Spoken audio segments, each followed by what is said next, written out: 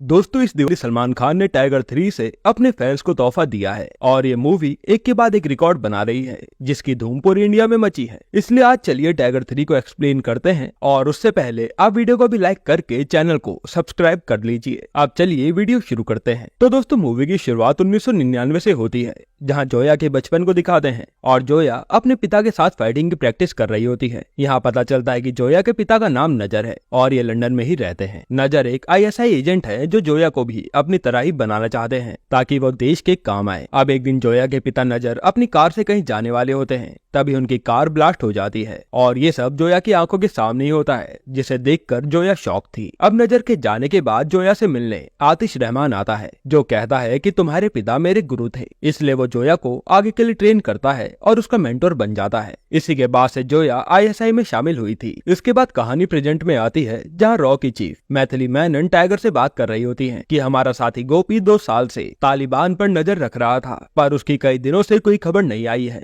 इसलिए हो सकता है कि वो पकड़ा गया हो और उसकी जान बचाना हमारा फर्ज है। अब इस मिशन का नाम टाइम पास रखा जाता है और टाइगर मिशन के लिए तैयार हो जाता है। इसके बाद टाइगर को गोपी की लोकेशन मिलती है और वो तुरंत उसके पास पहुंच जाता है जहां वो लोग गोपी को बहुत ही बुरी तरह से मार रहे थे। अब जैसे ही वो लोग गोपी को जान से मारने वाले होते हैं, उससे पहले टाइगर वहां पहुंचकर गोपी को बचा लेता है और उसे अपने साथ ले जाता है। पहले तो टाइगर गोपी को रो के चॉपर में बैठाता है और फिर उन सबका ध्यान अपनी ओर करवाने लगता है क्योंकि ये लोग उनका पीछा इतनी आसानी से तो नहीं छोड़ने वाले। अब उन सबको ठिकाने लगाने के बाद टाइगर भी उस चॉपर में जाने के लिए बाइक से भागता है, पर ये तालिबानी वहां तक पहुंचने वाला ब्रिज ही उड़ा देते हैं। जिसके बाद टाइगर किसी तरह से अपनी बाइक ऊपर की ओर ले जाता है और डायरेक्ट चॉपर की ओर छलांग लगाकर उसे पकड़ लेता है और यहाँ से ये लोग गोपी को बचाकर इंडिया के लिए निकल जाते हैं। अब चॉपर में गोपी टाइगर को कुछ सीक्रेट बताता है कि पाकिस्तान अब कुछ बड़ा करने की फिराक में है और हम में से कोई डबल एजेंट भी उनके साथ मिला हुआ है और वो जोया है। ये कहकर गोपी मर जाता है, लेकिन ये सुनने के बाद टाइगर के तो होश उड़ जाते हैं और वो सीधा अपने घर आ जाता है जोया और अपने बेटे जूनियर से मिलने।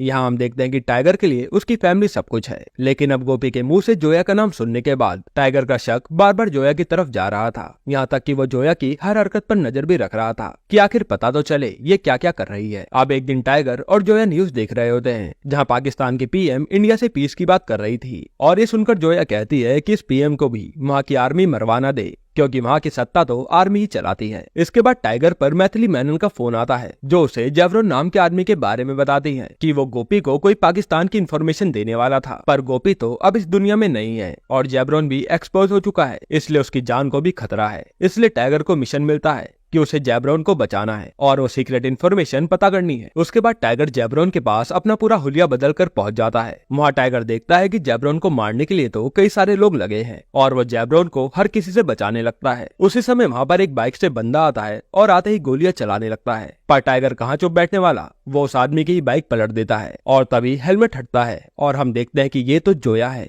और उसे देखकर टाइगर भी हैरान था कि ये यहाँ कैसे आई, पर जोया टाइगर को नहीं पहचान पाती क्योंकि टाइगर ने तो अपना हुलिया बदला हुआ था। अब टाइगर पहले तो जाकर जेब्रॉन को सेव करता है और फिर वो जोया के पीछे जाता है जहाँ इन दोनों की लड़ाई होती है और टाइगर जोया को पकड़ लेता है और उससे कहता है कि हाँ, मरता हुआ आदमी सच ही कहता है। ये कहने के बाद टाइगर अपना फेस दिखाता है और तभी पीछे से कोई टाइगर को मारकर बेहोश कर देता है। अब जब टाइगर की आंखें खुलती हैं तो वो अपने आप को बंधा हुआ पाता है और उसके सामने स्क्रीन पर आतिश रहमान आता है। टाइगर उसे देखते ही कहता है कि तू अभी तक जिंदा है, यानी ये दोनों एक दूसरे को पहले से जानते हैं। वहाँ हम देखते हैं कि उसके चंगुल में जोया और जूनियर बैठे हैं जिन्हें देखकर टाइगर आतिश पर भड़कने लगता है। तब आतिश उसे 12 साल पहले की कहानी सुनाता है और हम फ्लैशबैक में देखते हैं कि उस टाइम पर इंडिया और पाकिस्तान का एक पीस समिट होने वाला था ताकि दोनों देशों के बीच शांति रह पाए, लेकिन आतिश इस समिट के लिए बिल्कुल भी खुश नहीं था क्योंकि उसका मानना था कि इंडिया से हाथ मिलाना उसके सामने घुटने टेकना है और वो जोया से कहकर इंडिया के आर्मी जनरल को मरवाना चाहता था ताकि यह समिट न हो पाए। पर ये सुनकर जोया कहती है कि मैं तुम्हारी एजेंट नहीं बल्कि पाकिस्तान की एजेंट हूँ, इसलिए मैं ऐसा कुछ भी नहीं करने वाली जिससे पाकिस्तान पर आंच आए। ये सुनते ही आतिश अपने आदमियों से जोया को पकड़वा देता है क्योंकि जोया उसके इस मिशन के बीच खतरा बन सकती है और आतिश का ये काम उसकी प्रेग्नेंट बीवी शाइना करने के लिए कहती है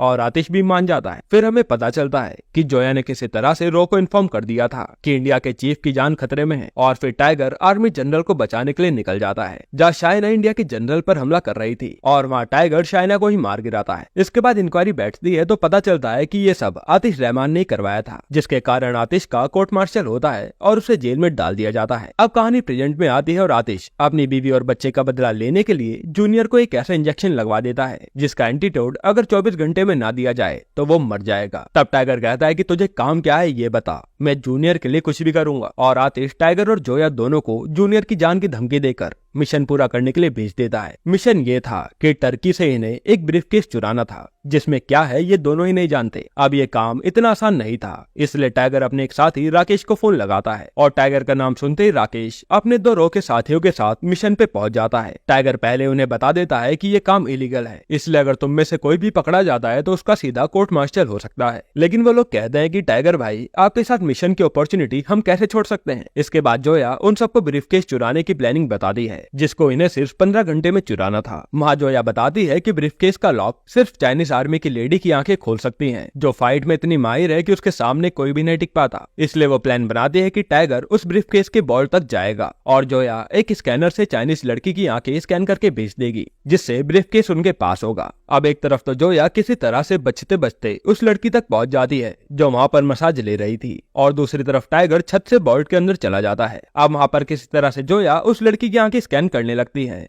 लेकिन इन दोनों के बीच भयंकर लड़ाई शुरू हो जाती है, जहां पहले तो वो लड़की जोया पर खूब भारी पड़ रही थी, पर अंत में जोया उसे मार गिराती है। और इधर टाइगर भी सिक्योरिटी को मारकर बोल्ट के पास आंख के स्कैनर का इंतजार ही कर रहा था। अब जैसे जोया स्कैनर भेजती है, टाइगर उसे अनलॉक करके ब्रीफकेस निकाल लेता है। फिर जैसे ही वहाँ पर सायरन बजकर आर्मी वाले आते हैं तो टाइगर वहाँ पर धमाका करके वहाँ से भाग निकलता है। इसके बाद टाइगर को लगता है कि ये मिशन तो पूरा हुआ, पर किसी ने तो वहाँ की पुलिस को पहले इन्फॉर्म कर दिया था और सारे पुलिस वाले अब टाइगर के पीछे लग जाते हैं। तब टाइगर एक जगह पर अपने साथी करण को ब्रीफकेस देकर उतार देता है कि इसे जोया तक ले जाओ, और वो जाकर उन पुलिस वालों को भटकाने लगता है, लेकिन फिर भी उसे चारों तरफ से पुलिस वाले घेर लेते हैं और टाइगर भी चुपचाप सरेंडर कर देता है। इधर जोया उस ब्रीफकेस को लेने के बाद सीधा आतिश के पास जाती है और पूछती है कि इसमें क्या था जो इतना बवाल हुआ। तो वहाँ पता चलता है कि चाइना ने पाकिस्तान को कुछ मिसाइल्स दी थी जिसका कोड इसी में है, और आतिश का प्लान था कि पाकिस्तान इस चीज के लिए हिंदुस्तान को गुनहगार मानेगा और फिर दोनों देशों के बीच मामला गर्म हो जाएगा। ये सुनकर जोया के होश उड़ जाते हैं कि उन्होंने ये क्या कर दिया। हालांकि जोया का जूनियर तो अब सेफ था,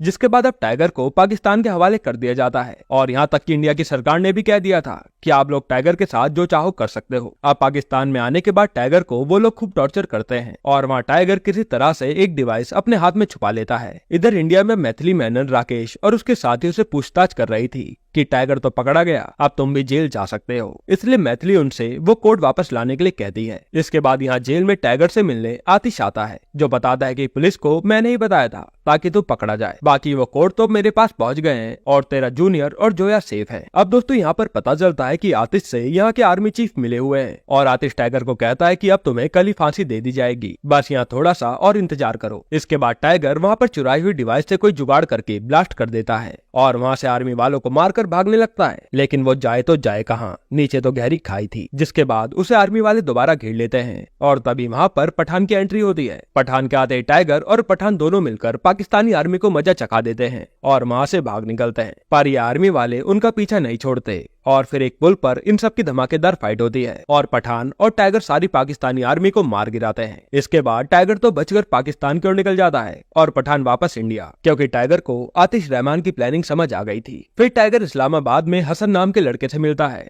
जिसके बारे में पता चलता है कि ये तो वही लड़का है जिसे टाइगर ने एक द टाइगर मूवी में बॉम्ब से बचाया था और टाइगर और जोया दोनों हसन की पढ़ाई का खर्चा उठा रहे थे। अब हसन जो बड़ा होकर हैकर बन चुका है, वो टाइगर की बात जोया से करवाता है और वह टाइगर देखता है कि जोया के साथ राकेश और उसके दोनों साथी तो है ही, बाकी 2 ISI के एजेंट भी हैं जो कि जोया का साथ ही दे रहे थे। वह टाइगर उन्हें बताता है कि आतिश रहमान बहुत बड़ी प्लानिंग कर रहा है, वो सरकार का पूरा तख्ता पलट करना चाहता है ताकि वो वहाँ का PM बन पाए। ये सुनने के बाद सब लोग समझ जाते हैं कि अगर आतिश पाकिस्तानी गद्दी पर बैठा तो वॉर होने से कोई नहीं रोक सकता। तब टाइगर कहता है कि कल 14 अगस्त है, यानी पाकिस्तान का आजादी का दिन, और उसी दिन PM को वहाँ का आर्मी चीफ मार देगा, जिसकी जगह जगह फिर आतिश रहमान लेगा, इसलिए हमें किसी भी हाल में पीएम को बचाना है। अब इसके बाद ये लोग अपनी नई आईडी बनाते हैं और अगले दिन पीएम हाउस में बावर्ची बनकर चले जाते हैं। अब ये सब अपनी अपनी पोजीशन लेकर खड़े होते हैं। तब वहाँ पर टाइगर सीधा पीएम से जाकर मिलता है और उन्हें सब कुछ बताता है कि आपको मारकर आतिश रहमान गद्दी पर बैठना चाहता है। पहले तो पीएम को विश्वास नहीं होता, पर जैसे ही उन्हें गोली की आवाज आती है वो मान जाती हैं। असल में उसी समय वहाँ पर आर्मी चीफ भी आ चुका था पीएम को मारने के लिए। अब टाइगर वहाँ पीएम को बचाता हुआ बंकर में जोया और अपने एक साथी के साथ भेज देता है, लेकिन रास्ते में आर्मी वाले उन्हें घेर लेते हैं। तब जोया और उसका साथी वहाँ पीएम को बचाते हैं और सभी को मारने लगते हैं। इधर हम राकेश और करण को देखते हैं जिन्हें आर्मी वाले पकड़ने वाले थे।